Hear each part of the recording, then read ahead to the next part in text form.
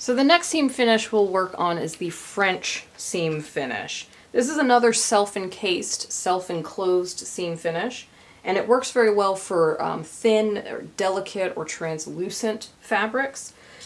I'm going to use the 1/2 inch seam allowance pattern for this, and I'm going to remove 2 of my 1/2 inch seam allowance pieces cut from muslin.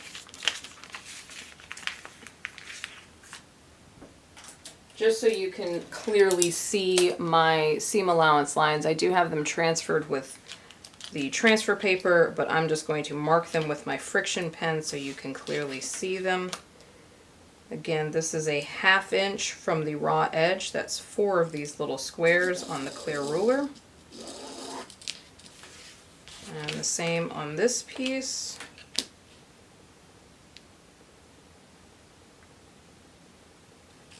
It's okay if you have your lines marked on this side of the fabric or the opposite side of the fabric. It's totally fine. As we did with the flat felled seam finish, I want to make sure that I have a mirrored pair, because right now I've got 2 duplicates of the same thing with my seam allowance going along the right hand side of both pieces. I'm just going to turn this piece around, rotate it around, so that I now have a mirrored pair where the seam allowances are facing in. So this has the seam allowance on the right hand side, and this one has the seam allowance on the left hand side. I'm also going to do the same thing that we did for the flat felled seam finish. I'm going to grab my Sharpie marker. Make sure you're using a permanent marker. A pencil will work as well. It won't disappear over time. Again, if you leave the friction pen marks on your fabric in the hot Savannah sun somewhere in your car, it will disappear. So I'm going to use a Sharpie marker that will not disappear, and I'm going to label the right sides and wrong sides of my fabric. So again, with my seam allowances facing in, I'm going to label the bottom corners of each piece of muslin with the right side and right side. And then I will turn both pieces over, and just above this I will write wrong side.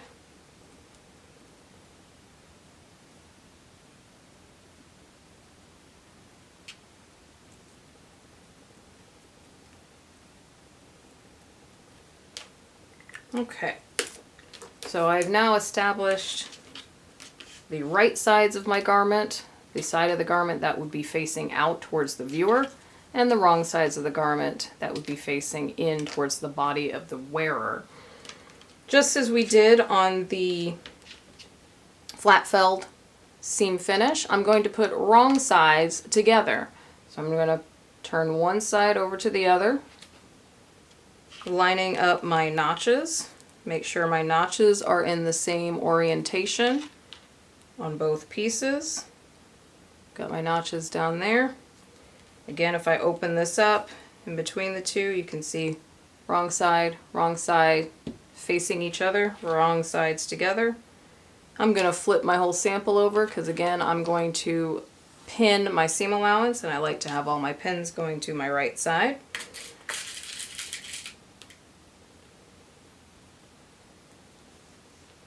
Now I'm going to pin this a little bit closer.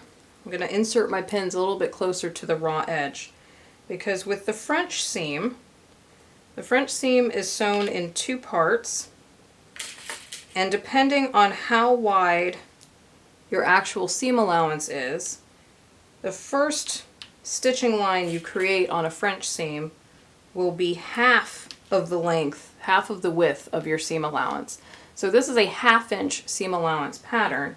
I will instead be sewing at a 1/4 inch. I will not sew at a 1/2 inch seam allowance to begin with. I'm going to take my noted seam allowance, my 1/2 inch seam allowance that I have here in my pattern, divide this in half to make a 1/4 inch seam allowance. So if it helps you, you can mark your fabric. Again, a 1/4 inch is 2 little squares on this clear ruler. You can mark this if you need to. I am going to utilize the seam guide on my sewing machine to sew this at a 1/4 inch seam allowance to begin with. Let's head to the sewing machine. 3, 2, 1, mark. So over at the sewing machine, just as I have this marked, I am now going to sew at a 1/4 inch seam allowance. Again, I've just turned my sample over. We had it sitting like this on the table. I just turned my whole sample over and pinned through this. You are more than welcome to sew from this side. It's going to be perfectly fine. I just like to sew with all my excess fabric going out to my left. Raising my presser foot, sliding my fabric in. I'm using my seam guide on my machine. 1/4 inch is written right here, 1/4. So this little groove right here is where I will place the raw edge of my fabric. Lowering my presser foot, lowering my needle. 2 stitches forward, 2 stitches back. I'll get my back tack in.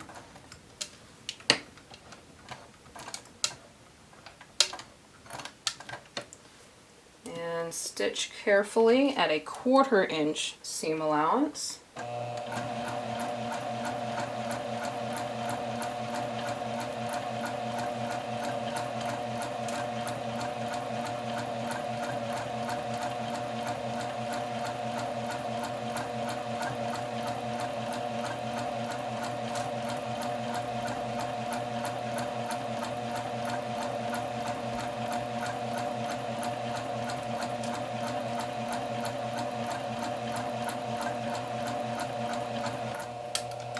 Walking my stitches as I get near the end.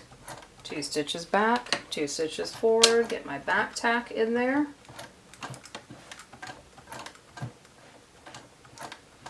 Make sure my take-up lever is all the way up. Lift my presser foot, remove my work, and snip my threads.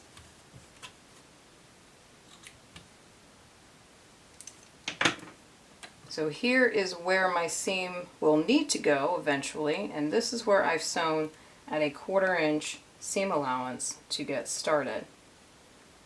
And just as we've done before with all of our other seams, we're going to go to the iron. So over at the ironing board, just as we've done before, I'm going to press this 1/4 inch seam allowance open. Now this is a very tiny seam allowance. It could be difficult to press this. You can absolutely do the same as we've done before, tugging at the garment fabric and then opening up these seam allowances and laying this nice and flat. This will absolutely work. But I want to introduce you to one of the tools that you will find in just about every studio, every sewing studio, is the tailor's board or the tailor's point. Now, tailor's boards come in a variety of constructions and shapes, but this is my tailor's board. You will find tailor's boards like this in the sewing studios.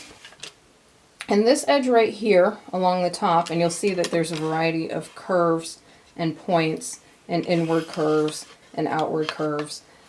This edge right here, which is relatively flat, it comes to a point here at the tip. This is the tailor's point. Sometimes you will find tailor's points that are a little bit smaller, that have a little base of wood on them. That is referred to as a tailor's point with a clapper. That piece of wood at the base is the clapper. This is a tailor's board with a tailor's point. Sometimes it's easier to lay our fabric on top of this skinny little 1/2 inch wide piece of wood and kind of pull, slightly tug our fabric around that, and then press our seams open on this. You are welcome to do whichever method you like.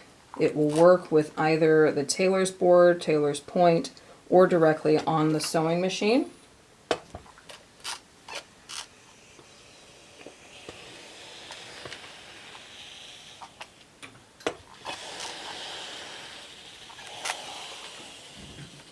Just know that the tailor's board and tailor's point will get used quite a bit while moving forward with some of our samples. So there's my 1/4 inch seam allowance pressed open. I'm going to remove my tailor's point for right now. I won't need it at the moment. Now, we've already made our seam allowance tiny enough as it is, but we're going to make it even tinier. Grab a pair of scissors. If you wish to use some narrow embroidery scissors, you are welcome to do so. Just going to hit this one more time with the iron to make sure that's nice and pressed flat. Oh, and if you want to see, that is the right side and the wrong side of the garment. Same thing we've been doing. Still looks like a seam, but we've got all these nasty edges that we now have to self-encase. Gonna grab a pair of scissors. You're welcome to use regular dressmaker shears or some tiny embroidery needles if you'd like. I'm sorry, embroidery scissors if you'd like. And I'm going to trim these seam allowances down. I want to trim them to about 1/8 of an inch. We know they're 1/4 inch wide, so I want to make them half of their width. It's okay if it's a hefty 1/8 of an inch. Don't feel like it has to be perfect because it doesn't have to be. We just want to make them smaller than they are now. I'm trimming about 1/16 of an inch off of either side.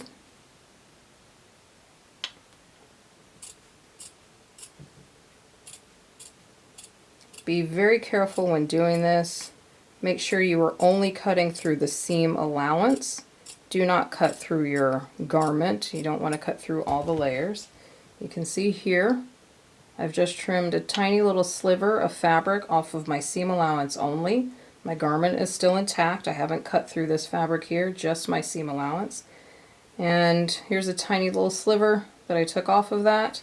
And now my seam allowance is a hefty 1/8 of an inch. It's a little wider than 1/8 of an inch on the right hand side. Be sure to do not cut this to 1/16 of an inch. Don't make it too tiny. If you make this seam allowance too skinny, you will end up with fraying and possibly a hole in your final sample. We just want to trim a bit of the seam allowance off. We don't want to keep that 1/4 inch seam allowance, and we'll see why in just a moment. I'm going to do the exact same thing to the left side of my seam allowance. Again, trimming a bit off, about a hefty 1/16 of an inch. If you see me holding my scissors like this, I have my hand underneath providing support to my scissors. Always make sure you're supporting your scissors when you're cutting. Never cut in the air. Always make sure the scissors are supported either by your work table, your ironing board, or your hand underneath. Again, I'm only cutting through the seam allowance. Not cutting through all the layers, just the seam allowance. And again, there we go. There's that tiny little sliver that I've taken off. It's a skinny 1/8 of an inch. And now I've got skinnier seam allowances on both sides. Okay.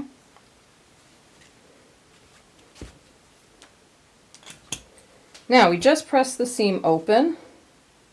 Now one reason we did this is so we could isolate each of our seam allowances, but we're getting ready to turn our fabric and press it again. And you may wonder, well, why did we press it open in the first place if we're just going to press it flat again? This ensures when we press it open, it ensures that our fabric is nice and flat and crisp on both sides, and it ensures that we don't have any rolling or puckering going on with our seam. It gives a nice clean finish. Pressing is paramount to clean garment construction. It's not just the sewing. You can hide a multitude of sins with a good ironing, a good pressing of your fabric. So now I've got the right side of my fabric, right side of my sample facing up. I've got my seam allowance facing up. I'm going to take one side of my sample, fold it over to the opposite side of the sample, and make sure that my seam is right on that fold. I want that seam right on that fold. I should be able to almost see my stitches if I fold it nice and crisp. So make sure we don't want this, we don't want the fold over here and the seam down here. We want that seam right on that fold. And I'm going to give it a little bit of a finger press all the way up and down. If I did not press my seam open in the first place, I would not be able to get my seam right on this fold. It would not be nearly as precise. Now that that is finger pressed, I'm now going to hit it with my iron and set that in. So there is my seam right on that fold. If I open this up, you'll see that seam allowances, tiny little seam allowances. They should be pressed together nice and clean. I'm going to pin this.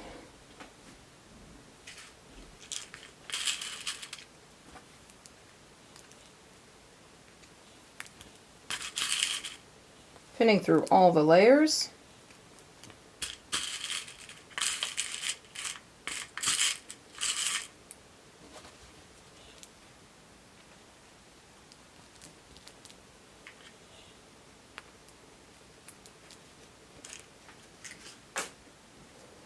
Alright, all pinned. Again, I'm pinning perpendicular to where I'm about to sew, so I can easily take my pins out as I sew.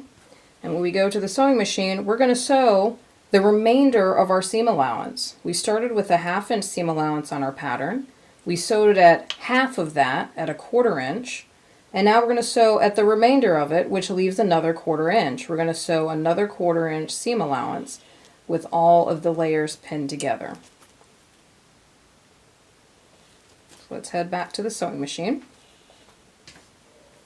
Back at the machine, here I've got my work pressed, and you can see a little bit better where my original seam is folded right along the fold. And if I open this out, you will see that tiny little seam allowance in there. Everything's kind of folded together. Now, why did we trim our seam allowance before folding everything and pressing it again? If we kept a 1/4 inch seam allowance in here and kept all the raw edges and fraying and whatnot that may happen to our fabric, and then sewed at another 1/4 inch, we run the risk of having tiny little pieces of fiber from the seam allowance poking out of our seam. So when we finish this, you should not see any fibers, or very few fibers, poking out. You can see where I've marked my fabric from the original transfer of my pattern. And if I close this down, you'll see a couple little threads overlapping that line. I'm probably going to actually trim those before I sew. But if we kept this at a 1/4 inch seam allowance and then sewed again at a 1/4 inch seam allowance, it's very likely that we're going to see little frayed pieces of the seam allowance poking out of our seam when we finish it. So we tend to reduce the seam allowance so that all of these little raw edges and little frayed pieces stay encased when we fold everything back and stitch again at a 1/4 inch seam allowance. So when doing a French seam, it's very important to trim your seam allowance first before you go to do your second line of stitching and complete the seam. Again, I'm going to line up the raw edge of my fabric with this groove, the 1/4 inch seam guide on my machine, lowering my presser foot, lowering my needle, 2 stitches forward, 2 stitches back.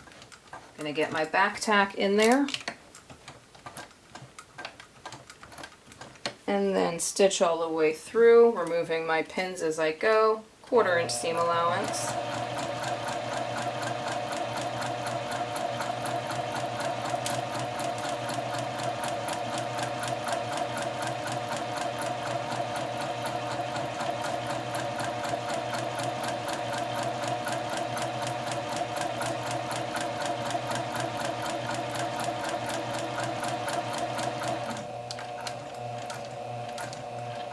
Locking my stitches, and again I'm going to back tack, 2 stitches back, 2 stitches forward.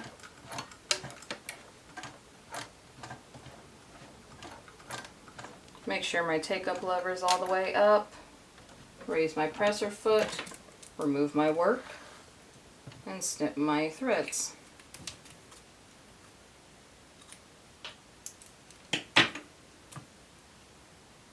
Back tack in, back tack out, back tack at beginning and end. There is my bobbin thread. When I open this up, again you will see no raw edges, on either side. Nice and clean finished. I'm going to head back to the iron to give this one more press. Back at the iron, here is the right side of my sample. Again, it looks like a plain old seam from the right side. And if I hadn't trimmed my seam allowance earlier, I would more than likely see little flecks of fabric or frayed pieces of fabric poking through here, because this is the last seam that I just sewed. You can clearly see my stitches there. And if I hadn't trimmed that, I run the risk of having little bits of fabric and frayed fabric showing. Now, the only issue with a French seam, here's the wrong side, the inside of the garment, where the remaining seam allowance is self-enclosed. The only issue with a French seam is you can't press this seam open. Once you're finished, you can't press it open. You have to press it to one side or the other. You can't press this open anymore. So I'm going to press it to my right side so I can see my stitching there. Again, just as I've done before, kind of tug on the fabric ever so slightly just so it doesn't roll under itself under here. I'm going to press this seam to my right. So every time you do a French seam, just make sure you're pressing your seams in one direction or the other. And that is our French seam. I will label it as such, French seam finish.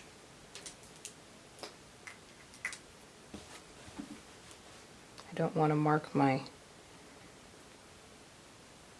ironing board.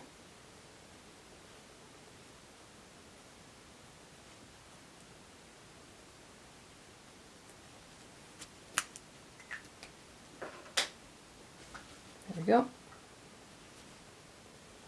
My French seam finish. Again, the right side and the wrong side with a nice clean finished self-encased, self-enclosed seam.